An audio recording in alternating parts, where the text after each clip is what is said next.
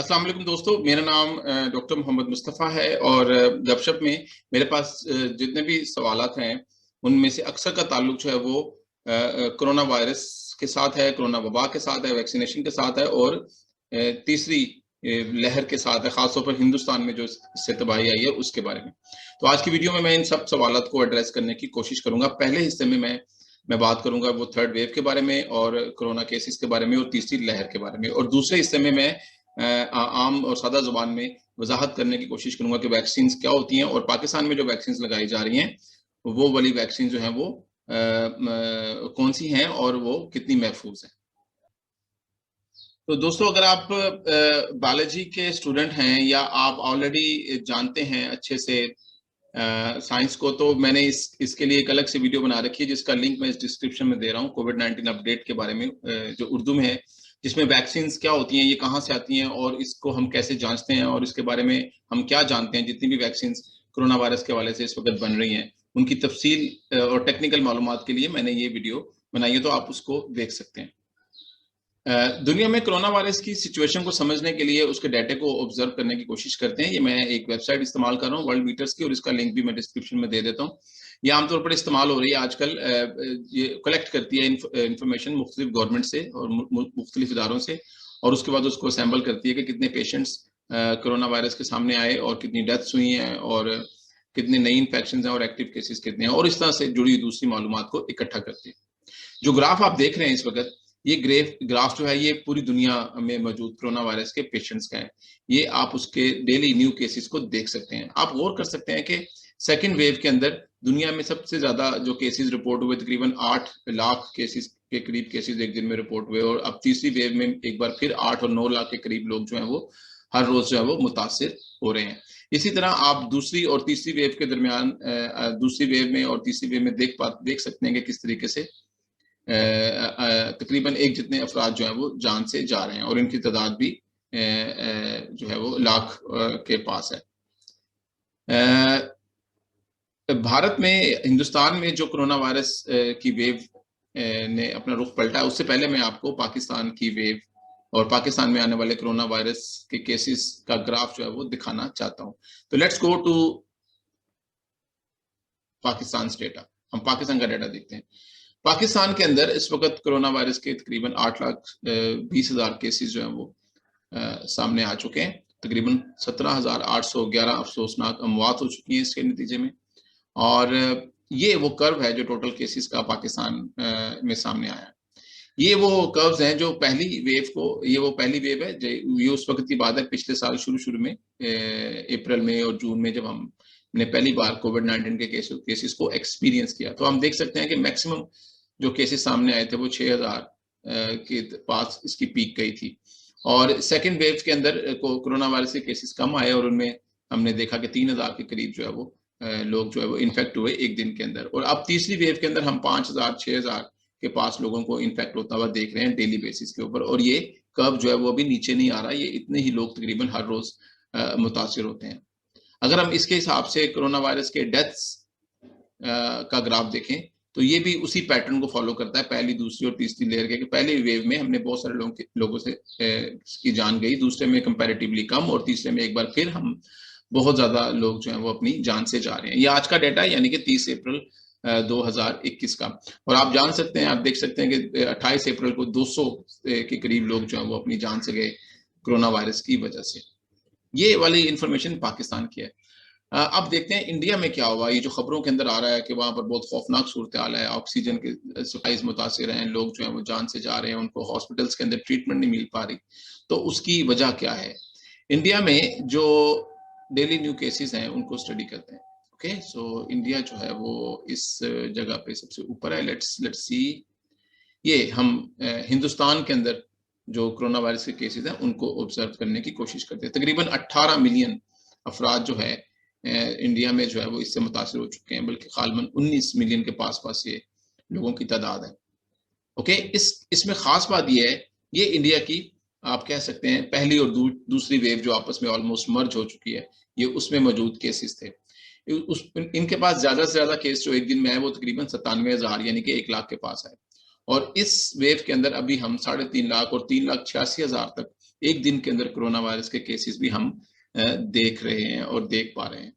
इन दोनों पीक में जो आप डिफरेंस देख रहे हैं, ये है वो खौफनाक हकीकत जिससे इस वक़्त हिंदुस्तान का सामना है।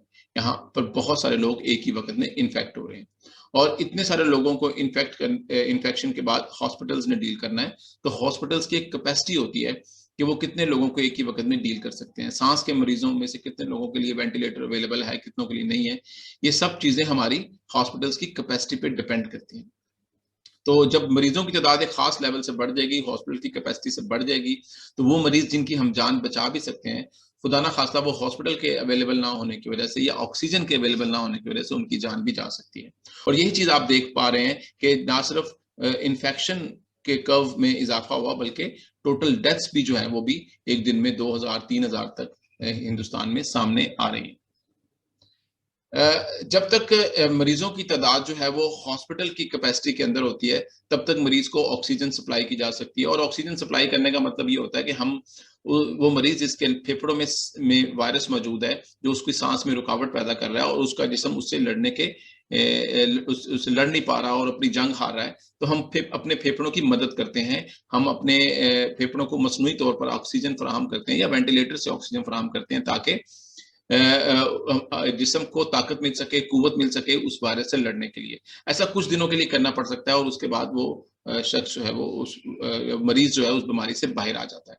लेकिन अगर ऑक्सीजन अवेलेबल नहीं होएगी तो वो उसका जिस्म बहुत जल्दी ये जंग हारेगा और ऐसी खबरें जो हैं वो आप जो तकलीफ़देह खबरें जो हैं वो हम सुनते हैं और वो सामने आ रही हैं कि बहुत सारे मरीज़ ऐसे जो हॉस्पिटल्स की कैपेसिटी के ख़त्म हो जाने की वजह से ऑक्सीजन नहीं हासिल कर पाए या वो लोग जिनकी जान बचाई जा सकती थी, वो रिसोर्सेज़ के ना होने से जान से गए हैं। तो ये वो वजह है कि मरीज़ों की तादाद का हॉस्पिटल की कैपेसिटी से ज़्यादा हो जाना। दोस्तों, ऐसी सूरत में लॉकडाउन क्या करता है या सोशल डिस्टेंसिंग क्या करती है या मास्क का इस्तेमाल क्या करता है? सोशल डिस्टेंसिंग, मास्क का इस्तेमाल और इस तरह की दूसरी चीज़ें इन हालात में कम इन्फेक्शंस बनाती हैं। जब इन्फेक्शंस की तादाद कम होगी एक दिन के अंदर, तो किसी एक दिन में इतने ज़्यादा मरीज़ सामने नहीं आएँगे, एक्टिव केसेज़ की तादाद इतनी ज़्यादा नहीं होगी कि वो हॉस्पिटल्स के मरीज़ों को देखने की इस तादाद से ऊपर चली जाए। ये वो वक़्त है जब माशरे के अंदर बेचैनी पैदा होती है क्योंकि कोई भी आदमी जब अपने अज़ीज़ को लेके हॉस्पिटल जाता है, तो वो चाहता है कि उसके अज़ीज़ को हॉस्पिटल में दाखिल किया जाए और उसका इलाज किया जाए। ये ह्यूमनली पॉसिबल नहीं होगा अगर मरीज़ों की तादाद हॉस्पिटल की कैपेसिटी से बढ़ जाए। 2 सूरतों में हम इसको डील कर सकते हैं, या तो हम हॉस्पिटल की कैपेसिटी एक्स्पोनेंशियली बढ़ा दें, जो कि हमारे रिसोर्सेज में मुमकिन नहीं है और दूसरी बात ये है कि हम मरीजों की तादाद में कमी रखें या हम उसको कंट्रोल करके रखें और ऐसा तभी मुमकिन होगा जब हम मास्क का इस्तेमाल करेंगे, सोशल डिस्टेंसिंग करेंगे और एसओपीज को फॉलो करेंगे। इसलिए गवर्नमेंट ये चाहती है कि हम इन सब चीज़ों को फॉलो करें ताकि इन्फेक्शन की तादाद जो है वो एक ख़ास तादाद से ना बढ़े और लॉकडाउन को लगाने का मकसद भी ये होता है कि सोशल डिस्टेंसिंग नहीं होगी, लोग आपस में इंटरैक्ट नहीं करेंगे, तो एक ही दिन में या थोड़े वक़्त में ज़्यादा केसेज़ सामने नहीं आएँगे। जब तक हॉस्पिटल की तादाद से कम केसेज़ आ रहे हैं, कैपेसिटी से कम केसेज़ आ रहे हैं, तब तक तो सोसाइटी के अंदर बेचैनी के वो तासुरात, वो मंज़र सामने नहीं आता। लेकिन अगर खुदा ना ख़ास्ता कुछ लोगों की जान इसलिए चली जाए कि उनको ऑक्सीजन नहीं मिली है या वो हॉस्पिटल में दाखिल नहीं हो पाए हैं, तो ये एक ऐसे चेन रिएक्शन को ट्रिगर करता है जिससे बेचैनी बढ़ती है और लोगों की तकलीफ़ जो है वो और ख़ास तौर पर हमारे जैसे माशरे में जहाँ पर लोग थोड़े से ज़रा सख्त हैं और रिएक्ट ज़्यादा करते हैं या गुस्से में जल्दी आ जाते हैं, तो उस सूरत में हमें इस बात से डरना चाहिए कि खुदा ना ख़ास्ता हमारा जो सोशल स्ट्रक्चर और फैब्रिक है, वो इस बात की इजाज़त नहीं देता कि हम जो है वो इस किस्म के खुदा ना ख़ास्ता तोड़-फोड़ या गुस्से का जो है वो सामना करने की पोज़ीशन में है। इसलिए जितने हम अपनी गवर्नमेंट की मदद कर सकते हैं, हम अपने सिस्टम की मदद कर सकते हैं इन्फेक्शंस की तादाद को कम रख के और ऐसा इस वक़्त 2 तरीकों से मुमकिन है। पहला तरीका कि हम सोशल डिस्टेंसिंग एसओपीज़ को फ़ॉलो करें, मास्क का इस्तेमाल करें ताकि नए मरीज़ सामने ना आएँ या कम से कम आएँ और दूसरा हम सबको वैक्सीनेट कर दें। या तकरीबन 60 से 70% लोगों को वैक्सीनेट करते हैं। अब 60 से 70 लोगों को वैक्सीनेट करना पाकिस्तान में आप कैसे कर सकते हैं, ये 12-13 करोड़ लोगों को वैक्सीन फराहम करने के मुताबिक है। और अभी भी गवर्नमेंट जितने भी सेंटर्स के अंदर वैक्सीनेशन करती है, वो लोग वहाँ जाते हैं और उनकी वैक्सीनेशन होती है। वहाँ पर भी वैक्सीनेशन की तादाद बहुत ज़्यादा लोग नहीं जा रहे हैं और वैक्सीनेट नहीं हो रहे हैं। तो खुदा ना खास्ता जिस तरह हिंदुस्तान के अंदर सोशल डिस्टेंसिंग की वायलेशन की गई, उन्होंने बहुत सारे ऐसे रिलीजियस इवेंट्स करवाए और रैलियाँ करवाई और इलेक्शंस हुए और लोग इकट्ठे हुए और उन्होंने समझा कि ये सब कोई मसला नहीं है, ये सब ठीक है। तो उसके नतीजे में आप देखते हैं कि बहुत ज़्यादा वायरस का फैलाव जो है वो सामने आया, जो शायद अगर हॉस्पिटल की कैपेसिटी के नीचे होता तो शायद इतनी बड़ी खबर नहीं बनती और लोगों की जानें बचती चली जाती। लेकिन अगर ये नहीं होगा तो ये एक चेन रिएक्शन की तरह काम करेगा और ये बहुत सारी चीज़ों को डोमिनोज़ की तरह सोसाइटी में गिराता चला जाएगा। इसलिए ये बहुत ज़रूरी है कि हम अपनी गवर्नमेंट की और सिस्टम की मदद करें, डॉक्टर्स और पैरामेडिकल स्टाफ की मदद करें, कम से कम इन्फेक्शन जो है वो ट्रांसमिट करके। वैक्सीन्स के हवाले से हमें ये भी जानना और समझना चाहिए कि वैक्सीनेशंस जो पाकिस्तान के अंदर हो रही हैं, जिसके बारे में मुझसे पूछा गया कि वो सेफ हैं या नहीं सेफ है, तो जान लीजिए कि जो वैक्सीनेशंस जो वैक्सीन हम दरामद कर रहे हैं वो साइनोफार्म और साइनोवैक की, ये चाइना से हम जो मंगवा रहे हैं, और एक प्राइवेटली तौर पर हमने इंपोर्ट किया, उसका नाम है स्पुतनिक, वो हम रशिया से मंगवा रहे हैं।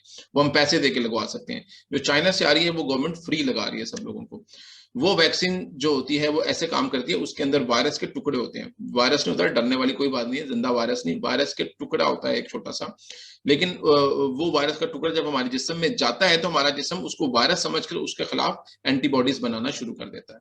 इस हालत को बोलते हैं कि हम इम्यून हो गए, हमारे अंदर कुव्वत मुदाफियत आ गई है, और कल को परसों को जब कभी दुरुस्त वायरस या एक्चुअल या जिंदा वायरस हमारे जिस्म में आएगा तो हमारा जिस्म उससे लड़ने के लिए रेडी होगा। अब याद रखें कि वायरस के खिलाफ जो वैक्सीन बनती हैं, जब उसके ट्रायल किए जाते हैं तो उसमें हर चीज का ध्यान और ख्याल रखा जाता है। खास तौर पर यह देखा जाता है कि जिस्म उससे एलर्जिक है कि नहीं है, वो जिस्म के अंदर कोई टॉक्सिसिटी पैदा तो नहीं करता है। ये वायरल के वैक्सीन के जो डिफरेंट ट्रायल की स्टेजेस होती हैं उनमें इन चीजों को स्टडी किया जाता है। और ये दोनों चाइना की वैक्सीन जो है, ये उसमें सामने आया कि ये जिस्म इसके खिलाफ कोई बहुत ज्यादा रिएक्शन शो नहीं करता। चंद एक लोगों के अंदर ये रिएक्शन हो सकता है, और ये दुनिया के हर इंजेक्शन और हर मेडिसिन के साथ हो सकता है। यानी कि अगर 99.9% लोगों में इसका रिएक्शन नहीं होगा, तो इस बात का इम्कान मौजूद होता है हर मॉलिक्यूल के लिए कि कोई एक जिस्म जो है वो उसके ऊपर रिएक्शन शो करेगा। लेकिन आमतौर पर वो रिएक्शन किस तरह का होता है, उसमें जिस्म के ऊपर धब्बे पड़ सकते हैं, स्किन के ऊपर निशानात पड़ सकते हैं, और बहुत कम होता है कि उससे कोई बहुत खतरनाक और सीवियर किस्म की जो है वो बात जो है वो सामने आए। ये हम आम इंजेक्शन और केमिकल और वैक्सीन की मैं आपका बात शेयर कर रहा हूँ, इसलिए ये बुनियादी तौर पर सेफ है। वैक्सीन के ट्रायल के दौरान इस बात का पता लगाया जाता है कि क्या ये वैक्सीन हमारे जिस्म के अंदर कुव्वत मुदाफियत को ट्रिगर कर पाती भी है कि नहीं कर पाती। तो ये दोनों वैक्सीन कुव्वत मुदाफियत को ट्रिगर कर पाती हैं। अब आप अगला सवाल पूछ सकते, उसके बाद हम ये पता लगाते हैं कि जब इसको इंसानों को देंगे तो उसके नतीजे में कोई साइड इफेक्ट्स तो नहीं आते हैं। ये हार्ट के पेशेंट्स को देंगे तो कोई प्रॉब्लम तो नहीं होती, ये डायबिटीज के लोगों को देंगे तो कोई प्रॉब्लम तो नहीं होती, जिन लोगों को शुगर है। तो ये जो वो डाटा है जो over the period of time develop हो रहा है, ये अभी हम जो के लोगों को लगा रहे हैं और ये डाटा जनरेट हो रहा है, और हम इसके नतीजे को खौफनाक खतरनाक नहीं है और काफी हौसला अफजा है, इवन चाइना की वैक्सीन के भी। अगर आप मुझसे पूछें ऑनेस्टली एज ए रिसर्चर कि क्या ये सबसे बेहतरीन वैक्सीन है जो मार्केट में अवेलेबल है, आंसर इज नो। सबसे बेस्ट अवेलेबल साइंटिफिकली जो वैक्सीन अवेलेबल है वो फाइजर की है, जो यूएसए ने बनाई है, लेकिन वो एक्सपेंसिव है, उसको ट्रांसपोर्ट करना बहुत मुश्किल है, इसलिए हम उसको अफोर्ड भी नहीं कर सकते, और दूसरा उसकी ट्रांसपोर्टेशन का सिस्टम भी हमारे पास अवेलेबल नहीं है। प्रेजेंट सर्कमस्टांसिस में जो चाइना की वैक्सीन हैं, अगर फर्ज करते हैं, क्योंकि कुछ लोग इसके बारे में ये राय रखते हैं कि ये इसकी इफेक्टिवनेस 60% है, यानी कि ये 60% जिस्म को तैयार कर देती है, कुछ की राय है कि 70%, कुछ की राय है 80, कुछ लोग इसको 90% से ज्यादा भी क्लेम करते हैं। लेकिन मेरा ये आर्गुमेंट है आप लोगों के लिए कि चाहे ये 60% है, चाहे ये 90% है, किसी भी हालत में ये जिस्म के लिए नुकसानदेह नहीं है। ये आपके जिस्म की ताकत को बढ़ाएगी, और अगर खुदा ना खासा वायरस से आप इन्फेक्ट भी हो जाएंगे तो बीमारी का लेवल शदीद नहीं होगा, खुदा ना खासा आपको ऑक्सीजन या वेंटिलेटर तक नहीं जाना पड़ेगा, अल्लाह ना करे।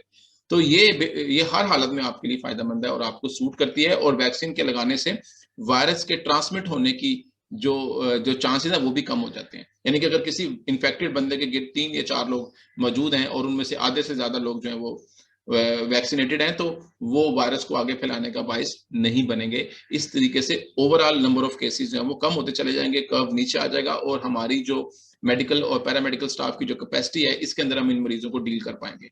और जब तक पूरे मुल्क में लोग 60, 70, 80% लोग जो है वो वैक्सीनेट नहीं हो जाते या वो इम्यूनिटी डेवलप नहीं कर लेते, तब तक हम इस बीमारी के चुंगल से बाहर नहीं आ सकते। तो अपने गवर्नमेंट की मदद कीजिए, अपने मुल्क की मदद कीजिए, वैक्सीनेशन करवाकर मदद कीजिए, सोशल डिस्टेंसिंग और एसओपीज की पासदारी करके इसकी मदद कीजिए। वो गलतियां नहीं कीजिए जो मैंने आपको शुरू में दिखाई, जिसकी वजह से हिंदुस्तान का कर्व जो है वो जमीन से आसमान की तरफ चला गया। क्योंकि हमारा और उनका रहन सहन का तरीका तकरीबन सेम है, घर एक तरह के हैं, हम एक ही तरह के फैमिली, बहुत सारे लोग एक घर में मिलकर रहते हैं, और गुर्बत की जो है वो भी लेवल तकरीबन सेम है, तो हमारा इम्यून सिस्टम भी तकरीबन एक ही तरह का, हम एक खत्ते में रहते हैं। तो इसलिए मैं ये हमारा ये फ़ियर बिल्कुल दुरुस्त है कि अगर हमने भी उसी गलतियों को दोहराया, जिन गलतियों को हिंदुस्तान ने दोहराया है, तो ऐन मुमकिन है, अल्लाह ना करे कि हम भी कभी उस वायरस को बहुत ज़्यादा फैलाने का बायस ना बन सकें।